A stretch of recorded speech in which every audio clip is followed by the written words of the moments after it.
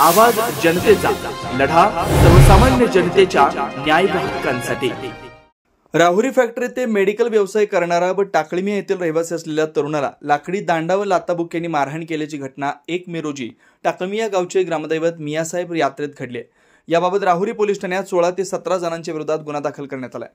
याबाबत भुवन गुंड या तरुणानं राहुरी पोलीस ठाण्यात दिलेल्या फिर्यादीत म्हटलंय की राहुरी फॅक्टरी इथं केअर मेडिको नावाचे मेडिकल स्टोअर असून 1 मे रोजी टाकळीमिया गावचे ग्रामदैवत मियासाहेब यांची यात्रा असल्यानं सकाळी 9 वाजता देवदर्शन घेऊन लाख रोडच्या बाजूने गेटने बाहेर जात असताना मंदिर परिसरात देवदर्शनासाठी आलेल्या भाविकांची गर्दी होती।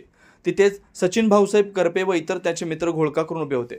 तेव्हा मला बाहेर जायचं असल्याने सचिन करपे याच रस्त्यातून बाजूला हो असं म्हणालो असता त्याचा त्याला राग आल्याने त्याने मला धक्का दिला व म्हणाला की तू कोण आहे, तू दर्याच्या बाहेर निघ असं म्हणाला असता तिथे जवळचाच उभा असलेला महेश घोरपडे यांनी जोराचा धक्का दिला। त्यानंतर जोराचा धक्का असल्याने जागेवर खाली पडलो असता महेश घोरपडे यांनी मला लाथाबुक्क्यांनी मारहाण करण्यास सुरुवात केली।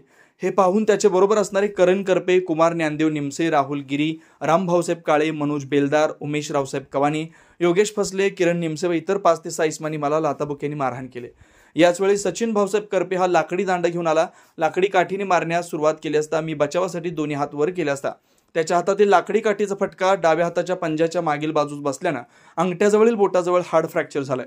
दरम्यान या मारहाणीतील जखमी भुवन गुंडा याच्यावर राहुरी येथील खासगी रुग्णालयात उपचार सुरू आहेत।